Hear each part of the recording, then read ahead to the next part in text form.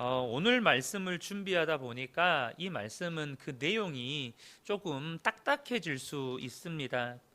그러나 이 말씀이 너무나도 중요한 말씀이기 때문에 우리 성도님들께서 집중해서 잘 따라오시면서 이 말씀을 들어주시면 참 좋겠습니다. 무지에서 오는 오해나 또 진리를 알지 못함에서 오는 진리를 부정하는 일들은 우리의 인생에서 종종 벌어지게 됩니다. 그 대표적인 사건이 바로 갈릴레오가 받은 종교 재판 사건이죠. 한때 지구가 우주의 중심이고 또 지구는 멈춰 있는데 지구를 중심으로 태양과 별들이 이렇게 회전하고 있다는 이 천동설을 맹신하던 때가 있었습니다. 그때 갈릴레오는 천문대화라는 책을 통해서 이 천동설을 부인하고 지구가 중심이 아니라 태양을 중심으로 지구가 돌고 있다는 이 지동설을 주장하게 됩니다. 그러다가 나이 70에 종교 재판에 서게 되죠. 참회복을 입고 그는 결국 자기 주장을 철회하기로 합니다. 복음서에 손을 얹고 이렇게 서약을 했습니다. 태양이 세계의 중심이고 태양이 움직이지 않으며 지구가 움직인다고 하는 어리석은 나의 학설을 거부합니다. 비판합니다. 그리고 저주합니다. 다시는 이런 혐의를 받을 수 있는 글을 발표하거나 주장하지 않기로 서약합니다. 그리고 그는 3년 고행형을 받고 그 천문대화라는 책은 금서로 지정이 됩니다. 그런데 여러분 잘 아시죠? 그가 법정에서 나오면서 했던 유명한 말을 우리는 잘 알고 있습니다. 그래도 지구는 돌고 있다. 여러분 예수님도 이와 비슷한 오해를 받으셨습니다. 당시 유대 지도층 사람들, 그러니까 서기관들이나 또 제사장들이나 또 바리새인들이 예수님은 율법을 너무나도 가볍게 여기는 선생으로, 또 어떤 경우에는 율법을 어길 뿐만 아니라 율법을 없애야 한다고 말한 선생으로 이렇게 예수님을 단정했습니다. 또 예수님은 안식일을 지키지 않는 것처럼 보이기도 했어요. 왜냐하면 안식일에 병자를 고치기도 하셨고 또 제자들은 안식일에 이삭을 따서 이렇게 먹기도 했었잖아요. 그리고 또 예수님 주변에 보면 언제나 죄인이나 세리들이 많이 모여 있었습니다. 그래서 마치 그들의 죄를 옹호하고 또 사회 악을 변호하는 사람처럼 보이기도 했습니다. 게다가 예수님은 가끔 유대 지도자들, 바리새인들, 서기관들, 제사장들을 향해서 외식하는 자들이라고, 독사의 자식들이라고, 회칠한 무덤들이라고 그렇게 책망하고 저주하기를 주저하지 않으셨습니다. 그래서 유대 지도자들과 백성들은 예수님이 율법을 소홀히 하는 사람이고 어떤 면에서는 율법을 폐하려고 하는 아주 위험하고 불순하고 하나님을 모독하는 사람이라고 오해를 했던 것입니다. 그런데 우리는 이 유대 사람들이 예수님을 잘못 봤다는 것을 알고 있습니다. 예수님은요, 율법을 친히 명령하신 하나님이십니다. 율법 위에 계신 분이시고 율법을 만드신 분이시죠. 그럼에도 불구하고 우리를 구원하기 위해서 율법 아래 내려오셔서 마치 자기가 율법을 순종해야 하는 것처럼 사셨던 분이십니다. 율법이나 선지자들이 한 모든 예언을 완성시키시려고 이 세상에 오셔서 우리에게 복음을 전한 메시아라는 것을 잘 알고 있지만 당시 사람들은 그 예수님을 전혀 믿지 않았습니다. 철저하게 오해하고 결국 그들 스스로 돌이킬 수 없는 멸망의 길로 가버렸죠. 메시아이신 예수 그리스도를 십자가에 못 박아 죽인 장본인들이 되어버린 것이죠. 예수님도 자기가 오해를 받고 있다는 사실을 잘 아셨습니다. 그래서 17절에 이렇게 말씀하시죠. 내가 율법이나 선지자를 폐하려 온 줄로 생각하지 말라. 폐하려 온 것이 아니요 완전하게 하려 함이라. 그러니까 당시 많은 유대 특별히 지도자들이 예수님이 율법이나 선지자의 글을 폐하려 왔다라고 생각을 했다는 거죠. 그렇게 예수님을 오해했다는 했다는 것입니다. 여기서 이 율법이나 선지자는요, 구약을 가리키는 말입니다. 율법은 모세 오경을 이야기하는 것이고 선지자는 여러 선지자들이 기록한 이 선지서들을 비롯한 구약 성경 전체를 가리키는 말입니다. 이것을 소홀히 하거나 패하기 위해서 세상에 온 줄로 생각하지 말라는 것이죠.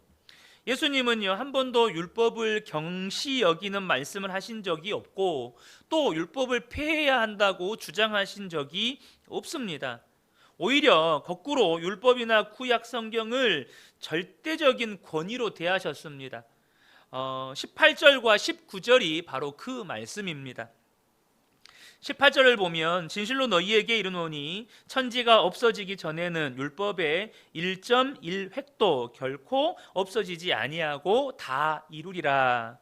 여러분, 이 1.1획이란 말은 무슨 뜻일까요?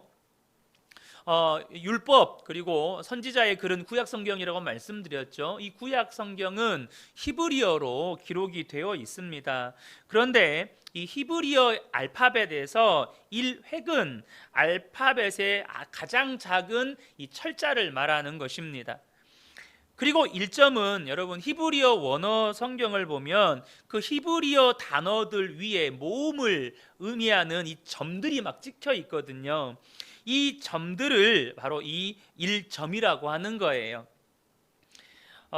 그래서 이 철자에 붙인 이 1점, 그리고 이 히브리어를 쓰는 한 획, 그러니까 다시 말하면 한 글자도 헛된 말씀이 없고 하나님의 율법이 말씀하신 것은 반드시 다 이루어진다는 뜻입니다. 그것을 예수님도 믿으셨어요. 절대적인 하나님의 말씀으로서의 권위를 예수님이 인정하셨다는 것입니다. 그래서 19절에 예수님께서 이렇게 말씀하시는 거예요. 그러므로 누구든지 이 계명 중에 지극히 작은 것 하나라도 버리고 또 그같이 사람을 가르치는 자는 천국에서 지극히 작다 일컬음을 받을 것이요 누구든지 이를 행하며 가르치는 자는 천국에서 크다 일컬음을 받으리라. 그러니까 누구든지 이 율법을 한마디라도 잘못 가르치거나 소홀히 하는 사람은 천국에서 멸시를 받을 것이고, 이 율법을 소중한 하나님의 말씀으로서 그 권위를 인정하고 존중하며 가르치는 사람은 천국에서도 존경을 받을 것이다, 이 뜻입니다. 여러분, 예수님은 이처럼 율법의 절대적인 권위를 인정하셨고 그 말씀 그대로 순종하셨습니다. 실제로 이제 예수님께서 겟세마네 동산에서 기도하신 후에 로마 병사들에게 잡혀가시잖아요. 그때 베드로가 칼을 빼어들고 대제사장의 종인 말고의 귀를 이렇게 잘라버립니다. 그때 예수님께서 칼을 집어 넣으라고 말씀하시면서 이런 말씀을 하셨어요. 마태복음 26장 53절과 54절인데요. 너는 내가 내 아버지께 구하여 지금 12군단 더 되는 천사를 보내시게 할 수 없는 줄로 아느냐. 예수님은 하나님이시기 때문에 천사를 동원하실 수 있는 권세를 가지고 계셨습니다. 그럼에도 불구하고 왜 천사를 동원하지 않으셨느냐? 54절에 보면 내가 만일 그렇게 하면 천사들을 다 동원해서 나를 잡아가려고 하는 이 로마 병사들을 다 이렇게 죽여버린다면 이런 일이 있으리라 한 성경이 어떻게 이루어지겠느냐. 그러니까 예수님께서 로마 병사들에 의해서 이렇게 잡혀가고 또 십자가 지시기 전에 법정에 끌려가서 온갖 수치와 모욕과 고난을 당하고 고문을 당하고 또 십자가에 달려 죽으실 거라는 그 예언이 내가 이 고난을, 이 권세를 이용해서 저 로마 병사들을 다 죽여버리면 어떻게 이 일이 이루어질 수 있겠느냐라고 말씀하시는 거예요. 다시 말하면 예수님은 하나님이 선지자들을 통해서 하신 말씀을 이루기 위해서라면 자신이 그 십자가 길을 걸어가는 것도 개의치 않으셨다는 거예요.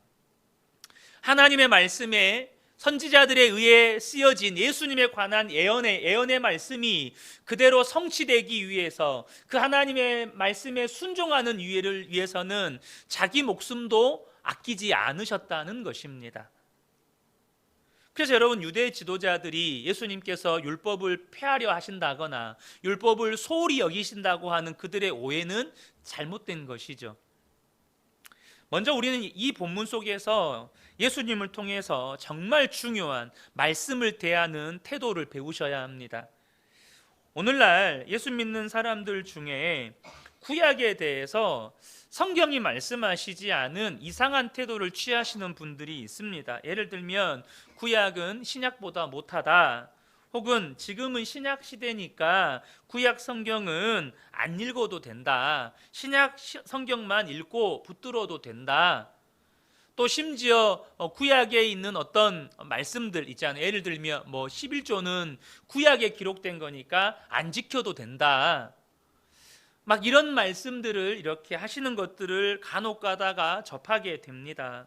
그러면서 구약을 약간 경시하는 것, 특별히 오늘 말씀을 인용해서 예수님께서 율법을 다 완성하셨기 때문에 구약의 율법은 이제 안 지켜도 된다, 이렇게 표현을 하시는 거죠.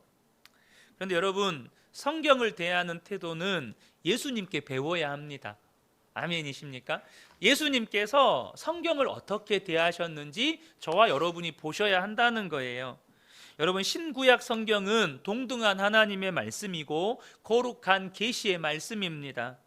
어느 것 하나 하나님의 말씀이 아닌 것이 없고, 어느 것 하나 여러분 더 중요하고 덜 중요하고가 없다는 것입니다. 어거스틴은 이런 말을 했습니다. 신약은 구약 속에 감추어져 있고 구약은 신약 속에서 드러난다. 다시 한번 말씀드릴게요. 신약은 구약 속에 감추어져 있고 구약은 신약 속에서 드러난다. 이게 무슨 말이냐면, 구약 안에 이렇게 신약이 있다는 것은 구약 안에 복음이 있다는 말입니다. 구약 안에서 예수 그리스도가 계시되어 있어요. 구약 속에 예수 그리스도가 예언되어 있어요. 구약 속에 복음이 있다는 거예요. 그리고 신약은 구약을 옆에다 놓고 읽으면 그 의미가 명확하게 드러난다는 뜻입니다. 그래서 여러분, 신약 홀로 존재할 수가 성경은 신약 홀로 존재할 수가 없어요. 뒤에 가서 이 부분에 대해서 좀 더 자세하게 말씀을 드리도록 하겠습니다. 불트만이라는 신학자가 이런 말을 했습니다. 신약을 이해하기 위해서 우리는 구약 아래 서야 한다. 왜냐하면 구약은 신약 성경의 전제 조건이기 때문이다. 구약 없이 신약이 있을 수 없다는 겁니다. 여러분, 약속이 없는데 어떻게 약속이 이루어질 수가 있죠? 누구도 약속한 적이 없어요. 약속한 적이 없는데 약속이 이루어졌습니다라고 말할 수 있나요? 이게 말이 안 되는 거예요. 구약에 예수 그리스도 메시아가 약속이 되어 있어요. 그런데 그 약속이 없는데 어떻게 신약만 놓고 예수 그리스도에 관한 약속이 성취되었습니다라고 말할 수 있느냐는 거죠. 그러므로 저와 여러분이 하나님의 말씀을 예수님처럼 받들고 그 말씀의 권위 앞에 무릎 꿇을 수 있으셔야 한다는 것입니다. 예수님은 구약 성경을 하나님의 말씀으로 대하셨고 자기 목숨을 아끼지 않으시기까지 그 말씀에 순종하셨습니다. 하나님이신 예수님도 구약 성경에 순종하셨다는 거예요. 그러므로 저와 여러분이 구약도 신약도 동등한 하나님의 말씀으로 대하고 거기에 순종할 수 있는, 무릎 꿇을 수 있는 복된 분들 되시기를 축복합니다. 그런데 우리 17절 말씀에서 아주 중요한 내용이 하나 나오는데요. 그게 뭐냐면 17절에 보면 율법이나 선지자를 폐하려 온 것이 아니고 완전하게 하려고 왔다고 말씀을 하십니다. 이 완전하게 하려고 왔다라는 이 말씀이 중요한데요. 이 완전하게 하셨다는 말은 성취하셨다는 말도 되고 온전하게 하셨다는 말도 되고 완성하셨다는 말도 됩니다. 요한복음 5장 39절에 보면 예수님께서 이렇게 말씀을 하셨습니다. 요한복음 5장 39절입니다. 너희가 성경에서 영생을 얻은 줄 생각하고 성경을 연구하거니와 이 성경이 곧 내게 대하여 증언하는 것이니라. 아멘. 이 성경이 곧 내게 대하여 증언하는 것이니라 라는 이 말씀을 쉽게, 이 39절 전체를 좀 쉽게 이야기하면, 너희가 성경을 펼 때마다 구원받기를 원해서 그러니까 영생을 얻을 줄 생각하고 성경을 연구하거니와, 이 말이 너희가 구원받고 싶어서 성경을 펴지 않느냐, 성경을 읽지 않느냐, 성경을 묵상하지 않느냐, 이렇게 이 말입니다. 여기서 말하는 성경은 어느 성경일까요? 예수님 당시의 성경이라면 구약이죠, 구약. 신약은 이때 기록이 안 됐으니까. 그러니까 이 유대인들이 구원 얻기 위해서, 영생 얻고 싶어서 구약 성경을 펼치고 읽고 묵상하고 연구했다는 거예요. 그런데 그 다음에 하시는 말씀이 뭐냐면, 그런데 이 구약 성경이 모두 나를 증언하고 있다는 거예요. 그러므로 성경을 통해서 너희가 구원받기 원한다면 누구를 믿으라고요? 나를 믿어라, 이 말이에요.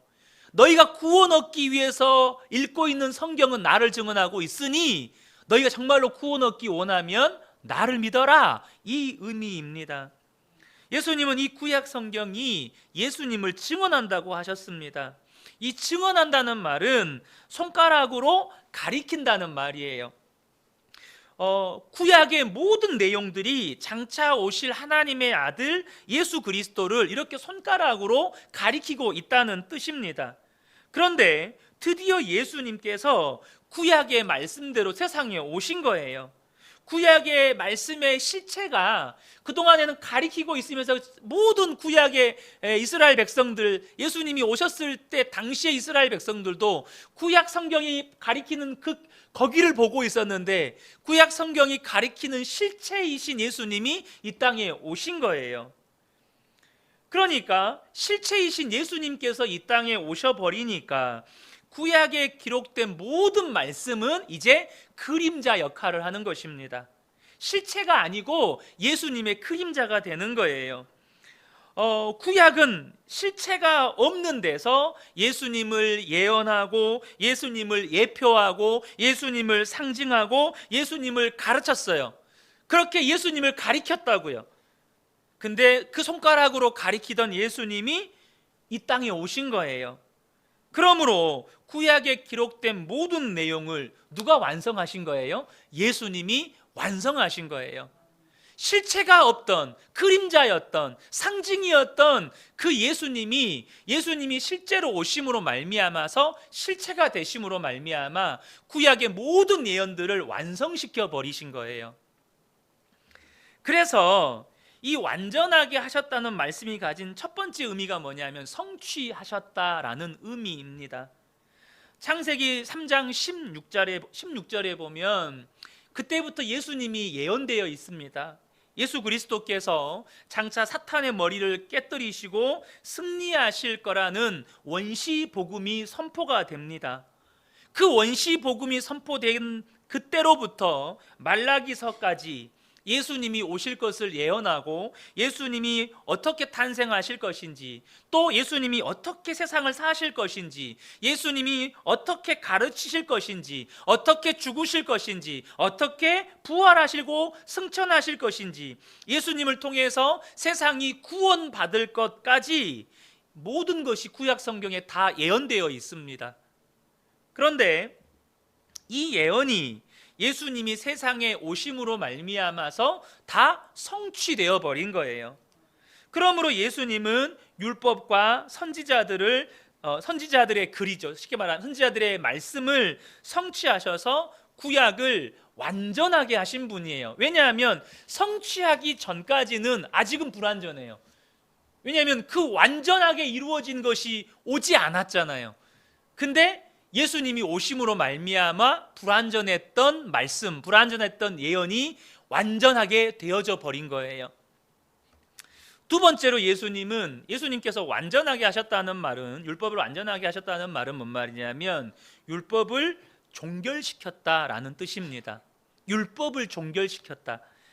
로마서 10장 4절을 보면 그리스도는 모든 믿는 자에게 의를 이루기 위하여 율법의 마침이 되시니라 라고 말씀합니다. 모든 믿는 자에게 의를 이루기 위해서 율법의 마침이 되셨다. 그러니까 율법의 목적이 여기에 나오죠. 율법의 목적은 뭐예요? 우리를 의롭게 하기 위해서 주신 거예요. 그런데 예수 그리스도가 오심으로 말미암아 율법의 마침이 되시고 우리는 그 예수 그리스도로 말미암아 완전하게 의롭게 되었다라는 뜻이 이 안에 포함되어 있습니다. 흔히 율법은 이 모세오경이라고 하는데요, 이 모세오경은 학자들의 분석에 의하면 특별히 세 가지 법이 들어있다고 합니다. 하나는 의식법, 두 번째는 시민법, 세 번째는 도덕법입니다. 먼저 이 의식법은 쉽게 말하면 우리가 예식, 그러니까 예배, 그러니까 이 제사와 관련된 법들입니다. 그 레위기서가 대표적인 의식법이죠. 이 안에 제사와 관련된 모든 법들이 거기에 다 기록이 되어 있어요. 그런데 예수님께서 이 땅에 오셔서 우리의 모든 죄를 짊어지시고 십자가에서 죽으심으로 말미암아 이전에 우리를 의롭게 하기 위해서 드렸던 모든 제사의 의식법이 종결되어 버렸습니다. 구약에 나타난 모든 제사들, 또 제사장, 모든 절기와 같은 것들은 장차 십자가에서 죽으신 예수 그리스도를 가리키기 위한 예표였고 상징이었고 그림자였습니다. 그런데 실체이신 예수님이 오셔서 십자가에서 완전하고 영원한 제사를 드리셨어요. 짐승을 가지고 하나님께 드리는 제사가 아니고 죄가 없는 자기 몸을 하나님께 드리신 거예요.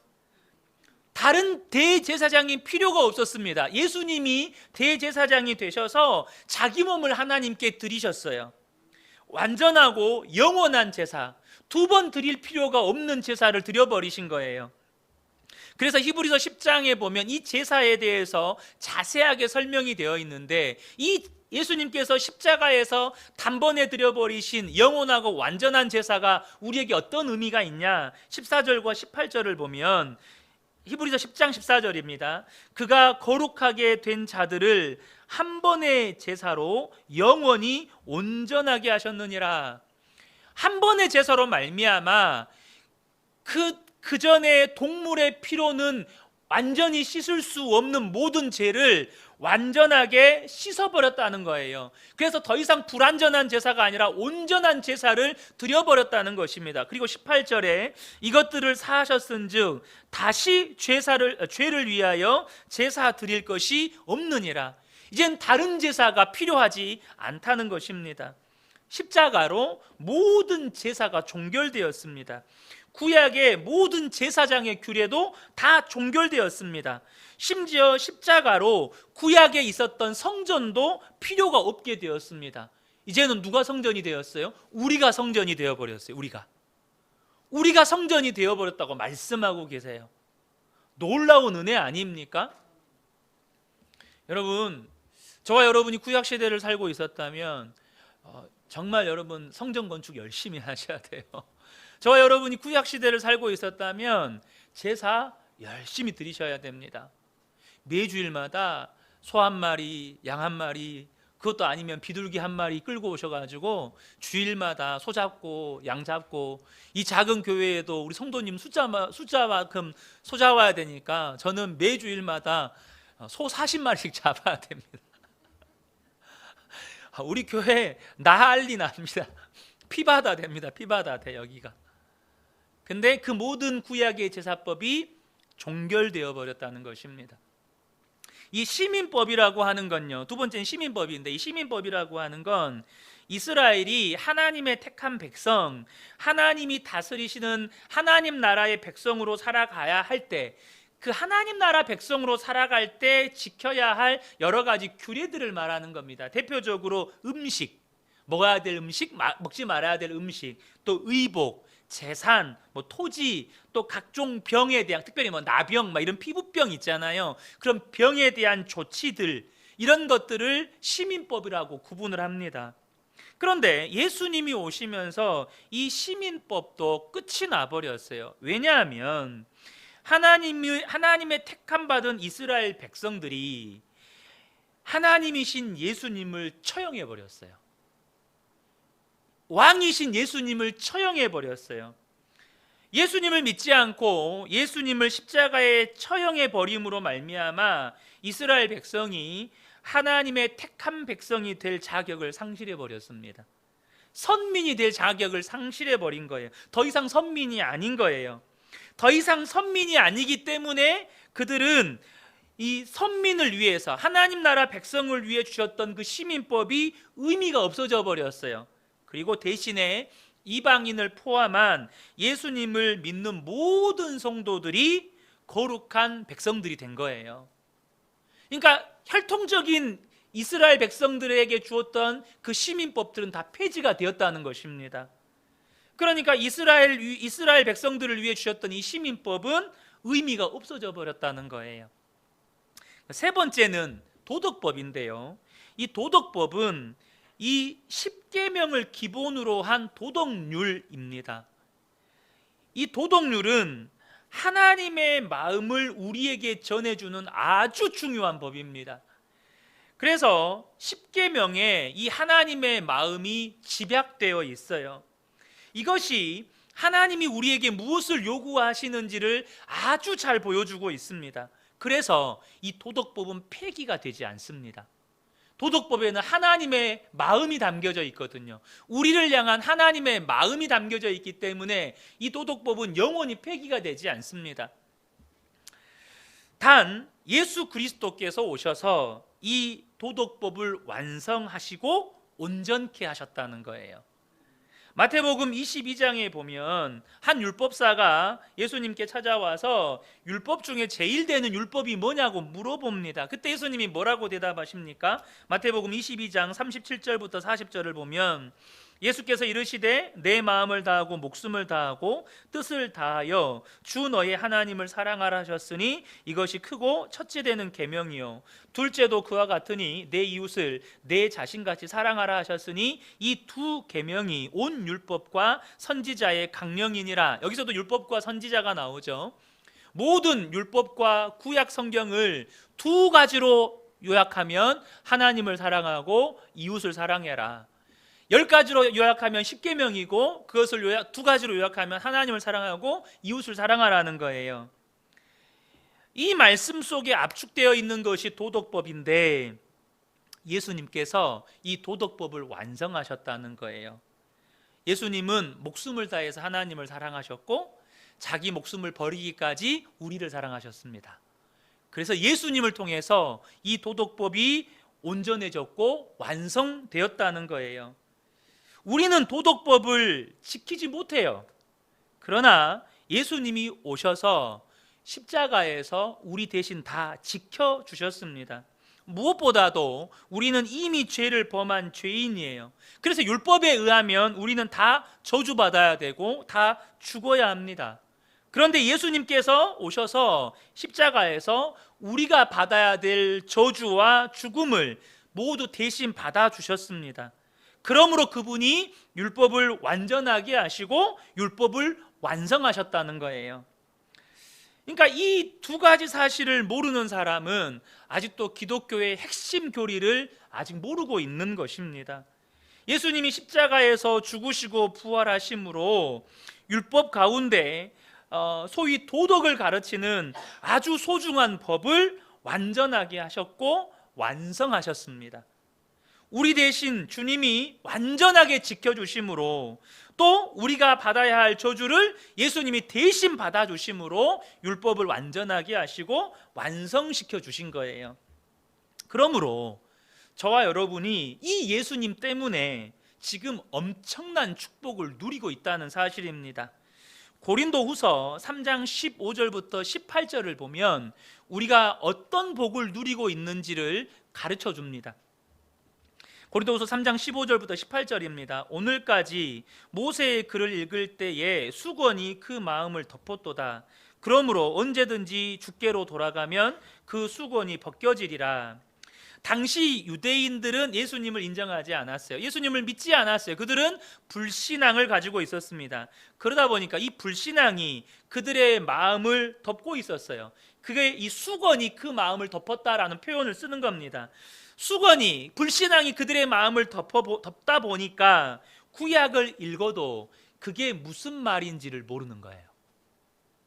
구약을 그렇게 그들은 하나님의 말씀이고 율법이고 선지자의 글이라고 그걸로 구원 얻으려고 지금까지도 그들은 읽고 있는데 그것이 진짜 무엇을 의미하는지를 불신앙이 수건이 덮고 있으니까 모른다는 거예요. 그런데 예수를 믿기만 하면 얼굴을 덮고 있는, 그들의 마음을 덮고 있는 수건이 벗겨진다는 거예요. 그래서 예수님을 통해서 율법을 읽고 예수님을 통해서 선지자들의 예언을 보면 깨달아져요. 왜 깨달아질까요? 그 율법과 선지자의 글이 예수님을 가리키고 있기 때문입니다. 우리가 예수님을 믿으면 우리 마음을 덮고 있는 것들이 벗겨져서 그 선지자의 글과 율법이 예수님을 가리키고 있기 때문에 그 글을 볼 때마다 깨달아지고 믿어지는 거예요. 예수님이 율법의 완성이고 선지자들의 예언을 성취하신 하나님의 아들이시기 때문입니다. 그래서 여러분, 예수님을 통해서 구약 성경을 보면 해석되지 않는 부분이 없습니다. 모든 구약 성경은 예수님 안에서 해석이 돼요. 예수님이 우리에게 해답이 되시고 구약을 읽을 수 있는 키가 되시기 때문에 예수님을 믿기만 하면 구약을 읽을 때 자유함을 느끼는 것입니다. 어떤 분이 그랬다잖아요. 작년에 다니엘 기도회 때 누가 간증하시면서 하셨던 말씀인 것 같은데, 아직 예수님을 잘 모르니까 구약의 제사법을 읽으면서 차라리 옛날에 제사 드릴 때가 나았다면서 그런 말씀을 하셨다잖아요. 뭔 제사법이 이렇게 복잡하냐고. 근데 여러분, 한번 생각을 해보세요. 저와 여러분이 예수님을 통해서 하나님 앞에 나아갈 수가 없어요. 지금 한번 생각을 해요. 예수님이 아직 십자가에서 우리를 위해서 죽어주지 않으셨어요. 그래도 어찌됐든지 간에 예수님은 아직 안 오셨고, 이 유대인들이 믿는 성경이 전 세계에 막 퍼져가지고 우리도 이렇게 이제 메시아가 오겠구나. 그리고 죄 지으면 어떻게 해요? 이제 소 잡고 양 잡고 막 비둘기 잡고 막 그러는 거예요. 여러분, 그런다고 한번 생각해 보세요. 그럼 주일마다 소 끌고 양 끌고 비둘기 끌고 와서 예배를 드리는 거죠. 목사인 저는 하루 종일 소 잡고 양 잡고 비둘기 잡아서 피 뿌리고 그거 태우고 하루 종일 보내는 거예요. 근데 여러분, 이것만으로도 답답하시죠? 답답하시죠? 근데 더 문제가 뭐예요? 그렇게 드려도 내가 완전한 죄사함을 받았다는 확신을 못 가져요. 그 짐승의 피를 드려도 내가 죄사함을 받았다는 보장이 없어요. 그런데 여러분, 예수 그리스도께서 십자가에서 단번에 완전하고 온전하고 영원한 제사를 드려 주심으로 말미암아 우리는 그 번잡하고 복잡하고 불확실한 제사에서 벗어난 거예요. 주님이 주신 자유 때문입니다. 만약 예수님이 율법을 완성하지 않으셨다면 우리는요, 돌에 맞아 죽어야 돼요. 왜요? 우리는 수시로 율법을 어기고 살거든요. 우리는 수시로 당장의 10계명을 어기고 살아요.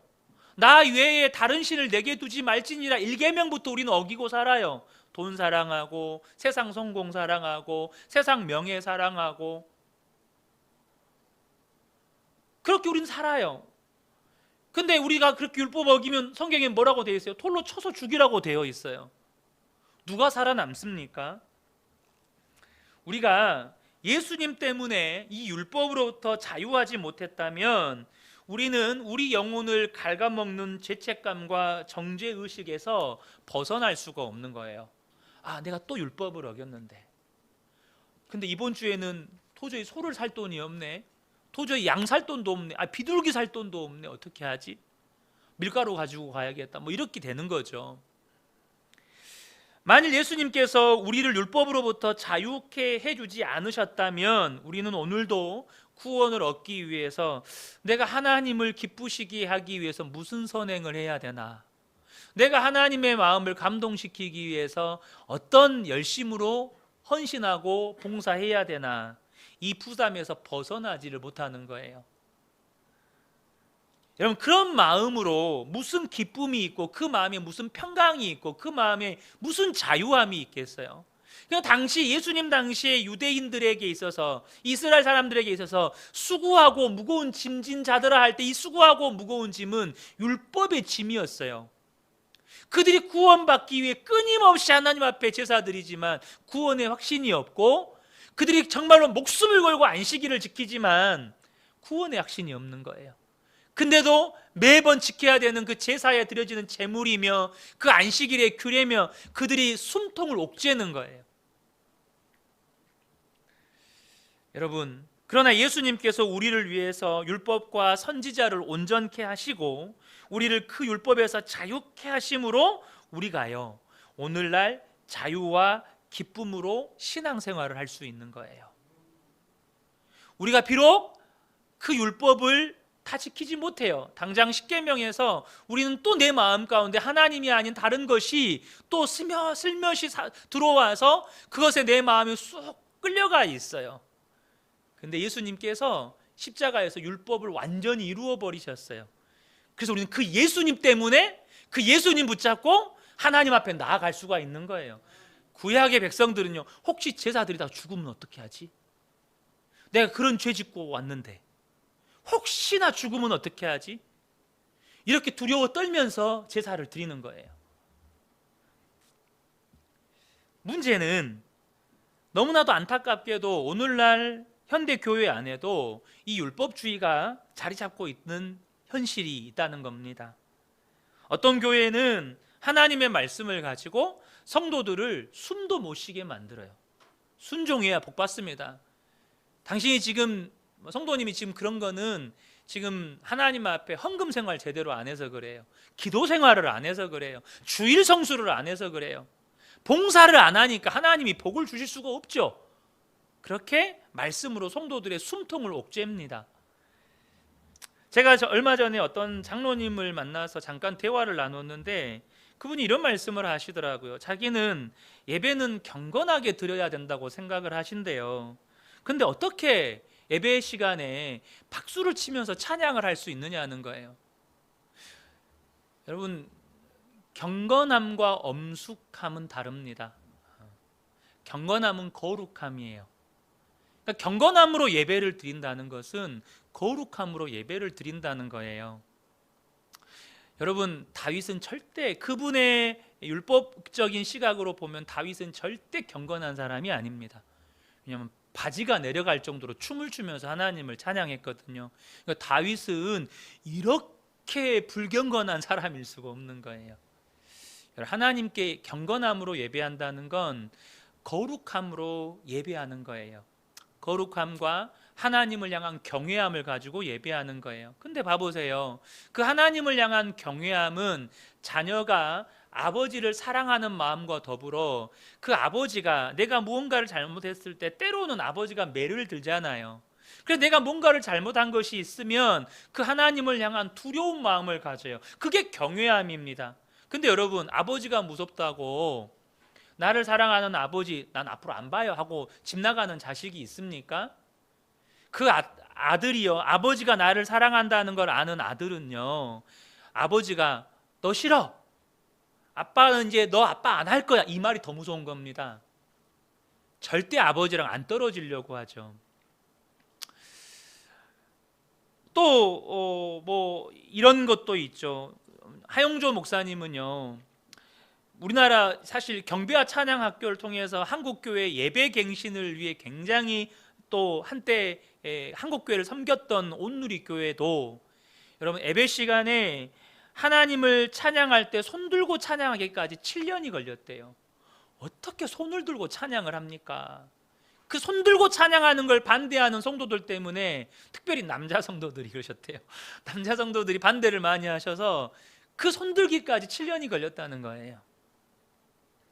불행하게도 예수님이 우리를 율법으로부터 자유하게 하시고 자유를 마음껏 누리도록 해주신 이 복음을 잘 모르고 신앙생활을 하는 성도들이 참 많습니다.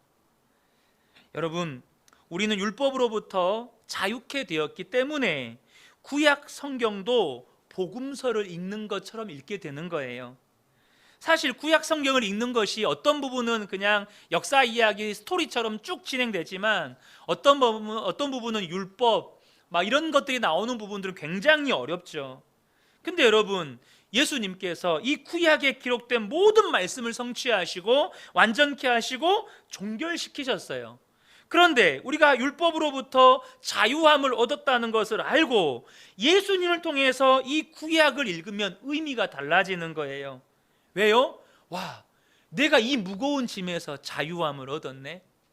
내가 이 읽기만 해도 뭔 내용인지도 모르겠고 그 내용을 알아도 숨 막히게 하는 이 모든 율법에서 나를 자유케 하셨네. 예수 그리스도를 통해서 율법을 보면 자유함을 얻게 되는 것입니다. 구약에는 이런 복잡한 절차와 제사를 거쳐서 죄사함을 받았는데 그것도 완전한 제사가 아니기 때문에 죄를 지을 때마다 매번 제사를 드려야 했는데 예수님께서 십자가에서 단번에 죽으시고 완전한 제사를 드리심으로 말미암아서 내가 그 예수님을 믿습니다. 내 모든 죄를 용서해 주십시오. 그렇게 하나님 앞에 회개하면 모든 죄가 한순간에 용서받는다는데 이게 얼마나 기쁘고 감격스러운 일입니까? 여러분, 선지서를 보면요, 우리가 몇 달 전에 에레미야서 말씀 가지고 나눴잖아요. 저도 에레미야서 말씀을 나눌 때 말씀 묵상하고 나누면서도 두렵더라고요. 우상 숭배한 민족들을 향한 하나님의 진노와 징계가 너무너무 무섭더라고요. 그런데 우리는 그 말씀을 읽으면서 나도 이 사람들처럼 얼마든지 이런 죄를 범할 수 있고 또 과거에는 그런 죄를 범했어요. 또 지금도 나도 모르게 범할 때가 있어요. 그런데 예수님께서 십자가에서 내 대신 죽어주셨어요. 그 예수 그리스도로 말미암아 나는 그 모든 저주와 심판에서 벗어나게 됐어요. 얼마나 감격적이고 얼마나 감사한 일입니까? 그러므로 위대한 종교개혁자인 칼빈이 말한 대로 우리는 복음서를 읽을 때처럼 구약을 읽을 때에도 그 속에서 예수 그리스도를 만날 수 있는 거예요. 신약에서만 예수 그리스도를 만나는 게 아니라 구약 속에서도 예수 그리스도를 만난다는 것입니다. 여러분, 예수님께서 이 율법과 선지자를 완전하게 하심으로 말미암아서 우리가 이 은혜를 누리고 사는 것입니다.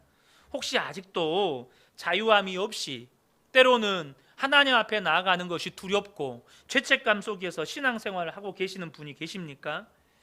아직도 뭔가 좀 선한 일을 해야 될 것 같고 하나님께 뭔가 좀 인정받아야 된다는 부담감이 있으십니까?